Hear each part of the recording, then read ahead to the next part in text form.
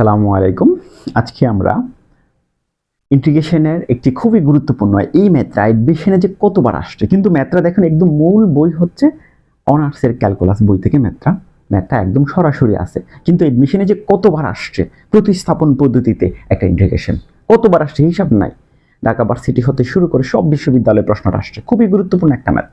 তো এটাকে আমাদের কি করতে হবে, প্রতিস্থাপন পদ্ধতিতে একটাকে ধরে মূল ফাংশনকে চেঞ্জ করে তারপর ইন্টিগ্রেশন করতে হবে। তার মানে আমরা ধরবো কোন অংশটাকে ধরলে আরেকটা অংশ পাওয়া যায়। আমরা যদি ভিতরের এই অংশটাকে ধরি দেখবেন আমরা এই অংশটা পাই, কারণ এটাকে ধরলি তাহলে ধরলাম কি x E to the four x is equal two আমরা জেড ধরলাম। তো এটাকে যদি আমরা জেড ধরি তাইলে এই ধরা অংশটাকে অন্তরীকরণে সবসময় মানে ইন্টিগ্রেশনের মধ্যে যে অংশটা ধরা হয় সেই অংশটাকে কি করা হয়, অন্তরীকরণ করা হয়। এই মাথাটা এই জিনিসটা খেয়াল রাখতে হবে।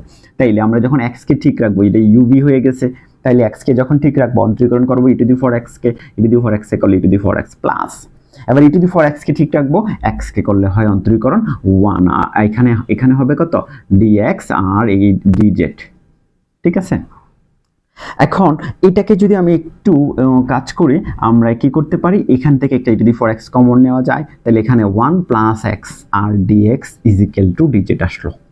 তার মানে আমরা যদি এখানে e to the four x one plus x dx কে এটা যদি ডিজেড হয়, ঠিক আছে, তার মানে এই যে দেখেন e to the four x one plus x dx এই পুরোটার মান কত ডিজেড। তার মানে আমরা যদি ইন্টিগ্রেশনটাকে একটু মডিফাই করি, এই ডিজেড বসাই দিলাম কার পরিবর্তে, এই ডিজেড বসাই দিলাম এই পুরোটার পরিবর্তে, তাহলে উপরে কত হয়ে গেল ওয়ান, আর নিচে কত আছে কজ স্কোয়ার, কজ স্কোয়ার, এটার মান আমরা জেড ধরছিলাম, তাইলে এটা হচ্ছে জেড। এখন দেখুন এই ওয়ান বাই কজ স্কোয়ার জেডকে লেখা যায় কত ইন্টিগ্রেশন, এটাকে লেখা যায় স্যাক স্কোয়ার জেড। তো স্যাক স্কোয়ার জেড যদি এটা হয়, স্যাক স্কোয়ার জেডকে সরাসরি ইন্টিগ্রেশন করা যায়, কি করা যায়, টেন এক্স হয়, just ten X plus C.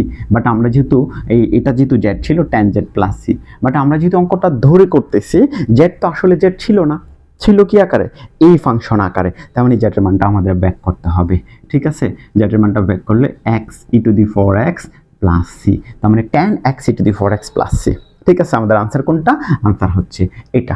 খুবই গুরুত্বপূর্ণ এবং খুবই ইম্পর্টেন্ট একটা ম্যাথ, যেটা একদম অনার্সের বই থেকে, এটা বিভিন্ন অ্যাডমিশন এবং বোর্ড পরীক্ষা এইচএসসিতে অনেকবার আসছে এমসিকিউ। ঠিক আছে, খুবই গুরুত্বপূর্ণ একটা ম্যাথ।